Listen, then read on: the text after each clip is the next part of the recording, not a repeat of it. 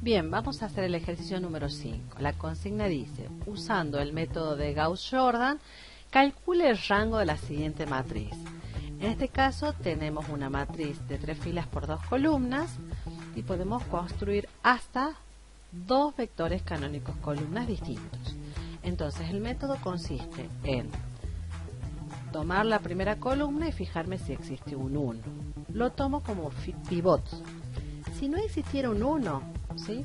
Un pivot en realidad es un valor no nulo, ¿sí? Pero si no existiera un 1 acá, lo transformo multiplicando esa fila, que yo quiero que sea un 1, ¿sí?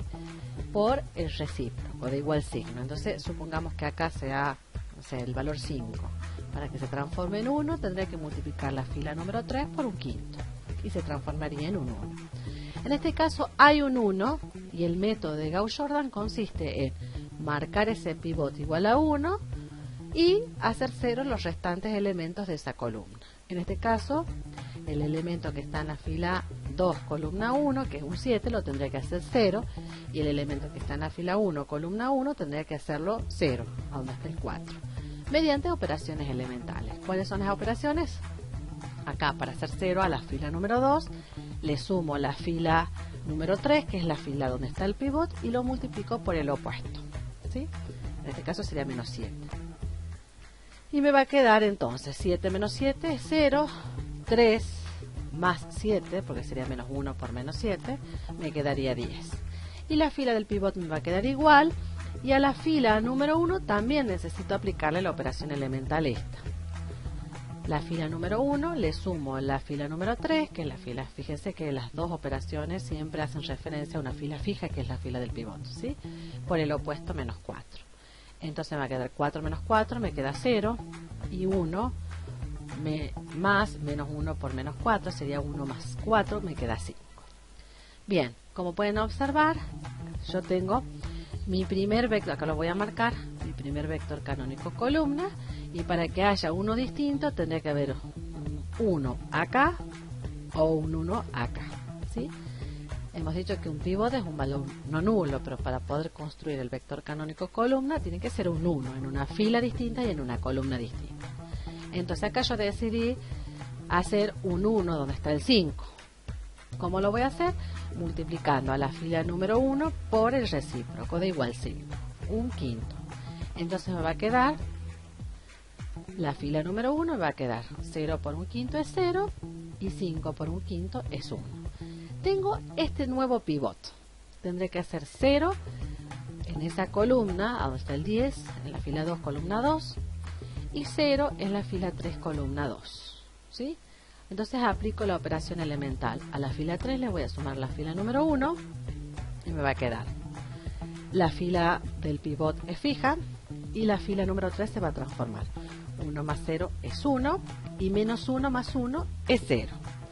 Ahora sobre la fila número 2 le voy a sumar la fila fija del pivot multiplicada por el opuesto, o sea por menos 10. Sería 0 más 0 es 0 y 10 menos 10 es 0. Entonces puedo observar que acá me quedaron dos vectores canónicos columnas distintos, por lo tanto el rango de esta matriz C es igual a 2. Y acá lo podemos observar y lo denoté de esta manera, ¿sí? Bien, este sería el método de Gauss-Jordan. Vamos a continuar trabajando con el método de Gauss-Jordan.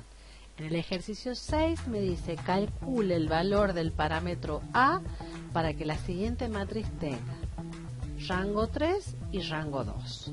En este caso es una matriz de 3 filas por 3 columnas y vamos a aplicar el método de Gauss-Jordan, ¿sí? Vamos a determinar que el elemento que está en la fila 1, columna 1, es un pivot igual a 1, entonces tendremos que aplicar las operaciones elementales sobre la fila 2 y sobre la fila 3 para hacer 0 en este elemento y en este elemento y pueda construir mi primer vector canónico columna.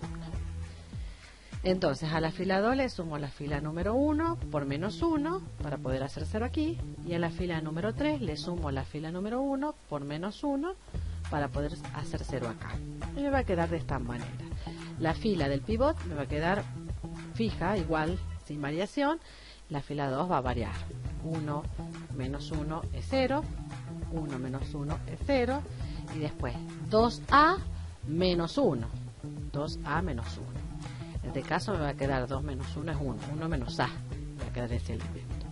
Bien, y la fila 3 le sumo la fila número 1 por menos 1. 1 menos 1 es 0. 1 menos a menos 1. En este caso me va a quedar menos a. Y 1 menos 1 me va a quedar 0. ¿Sí? Pudimos construir el primer vector canónico columna, que lo voy a marcar acá. ¿Sí? Vamos a ver si es posible construir el segundo vector canónico columna.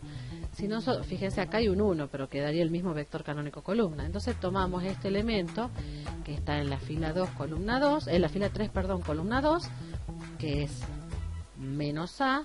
Si yo lo multiplico a toda la fila número 3 por menos 1 sobre a, se va a hacer un 1. Siempre con la condición que a sea distinto de 0.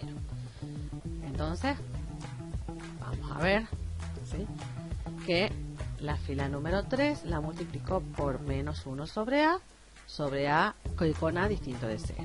Entonces me va a quedar toda esa fila 0 por menos 1 sobre a, que es 0, menos a por menos 1 sobre a, que me va a quedar 1, y 0 por menos 1 sobre a, que me va a quedar 0.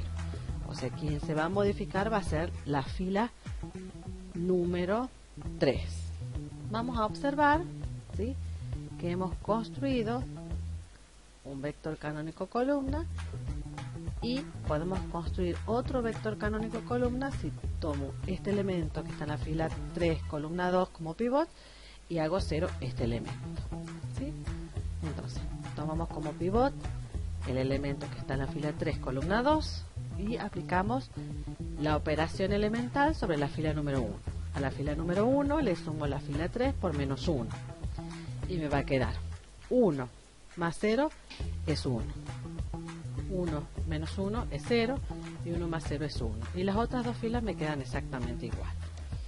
En esta situación podemos observar, ¿sí?, que la columna número 1 sería mi primer vector canónico columna. La columna número 2 es el segundo vector canónico columna diferente al primero. Un elemento crítico para poder construir o no un tercer vector canónico columna sería el elemento que está en la fila número 2, columna número 3, ese elemento. Ahora vamos a analizar qué es lo que sucede con ese elemento. Bien, hemos llegado a esta instancia mediante operaciones elementales sobre las filas de esta matriz A, de tal manera que hemos podido construir dos vectores canónicos columnas distintos y hemos tomado este elemento que está ubicado en la fila 2, columna número 3, como un elemento crítico para analizar. De acuerdo a los valores que tome el parámetro A, esta matriz va a tener rango 3 o rango 2. Bien, analizamos. ¿Qué pasa si este elemento tiene un valor no nulo, o sea, un valor distinto de 0? Se transformaría en un pivot. Dijimos que un pivot es un valor no nulo. Entonces, si 1 menos a es distinto de 0, con a distinto de 1 y además a distinto de 0, que es el valor que me permitiría haber construido este pivot que está ubicado en la fila 3, columna 2, ¿sí?, decimos que el rango de esta matriz va a ser igual a 3. O sea, voy a poder construir 3 vectores canónicos columnas distintos. ¿Sí? Ahora, si este elemento que está ubicado en la fila 2, columna número 3, es igual a 0, significa que no voy a poder construir otro vector canónico columna distinto a estos dos. Entonces, si 1 menos a es igual a 0, para a igual a 1, y además para a distinto de 0, que habíamos dicho que era una condición para que me permitió construir este segundo vector canónico columna, ¿sí? Entonces, para esos dos valores de A, el rango de la matriz A va a ser igual a 2. O sea que solamente voy a poder tener dos vectores canónicos columnas distintos.